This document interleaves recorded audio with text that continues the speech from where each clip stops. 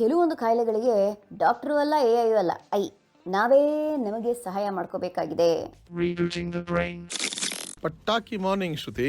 ನಾನು ಇವತ್ತು I want one more listeners prescription or advice ಈ ಪೇಷಂಟ್ಗೆ. ಇವನು ಒಂದು ಮಂಡ್ಯ ಫಾರ್ಮರ್, ಈ ಪುಣ್ಯಾತ್ಮ 2015 2015 ಹೆಂಡ ಕುಡಿದ್ಬಿಟ್ಟು ಗಾಡಿ ಓಡಿಸ್ಕೊಂಡು ಹೆಲ್ಮೆಟ್ ಇಲ್ದೆ ಬಿದ್ದು ತಲೆಗೆ ಪೆಟ್ಟಾಗಿ ಇನ್ನು ಸೀರಿಯಸ್ ಹೋಗ್ಬಿಟ್ಟು ತಲೆಗೆ ಆಪರೇಷನ್ ಮಾಡಿಸ್ಕೊಂಡು ಬಲ್ಗಡೆಗೆ ಅವ್ನ ಅದೃಷ್ಟಕ್ಕೆ ಚೆನ್ನಾಗ್ ಆಗ್ಬಿಟ್ಟ.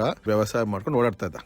1.5 ತಿಂಗಳ ಹಿಂದ್ಗಡೆ ಸೇಮ್ ಡ್ರಾಮಾ. ಹೆಂಡ ಕುಡಿದು ಗಾಡಿ ಓಡಿಸಿ ಹೆಲ್ಮೆಟ್ ಇಲ್ದೆ ಮತ್ತೆ ಬಿದ್ದಿದ್ದಾರೆ. ಈ ಸಲ ಲೆಫ್ಟ್ ಸೈಡ್ ಸರ್ಜರಿ. ಇವಾಗ ಇವ್ರು ಇಂಥವ್ರಿಗೆ ಏನ್ ಮಾಡುದು ಹೇಳಿ? ತಲೆಗೆ ಏಟಾಗಿ ಅದೃಷ್ಟವಂತ ಚೆನ್ನಾಗಾಗಿ ಆದ್ಮೇಲೂ ಹೆಂಡ ಕುಡಿಬಾರ್ದು, ಗಾಡಿ ಓಡಿಸಬಾರ್ದು, ಹೆಲ್ಮೆಟ್ ಹಾಕೋಬೇಕಂತ ಕಲೀಲಿಲ್ಲ ಅಂದ್ರೆ ಇವ್ರಿಗೆ ಹೇಗೆ ಬುದ್ಧಿ ಕಲ್ಸ್ಕೊಡೋದು? ದಯವಿಟ್ಟು ನನಗೆ ಒಂದು ಸಜೆಷನ್ ಬೇಕು. ಬಿಕಾಸ್ ಇವ್ನು ಒಬ್ನೇ ಅಲ್ಲ, ಸಾಕಷ್ಟು ಜನ ಈ ತರ ಇದಾರೆ.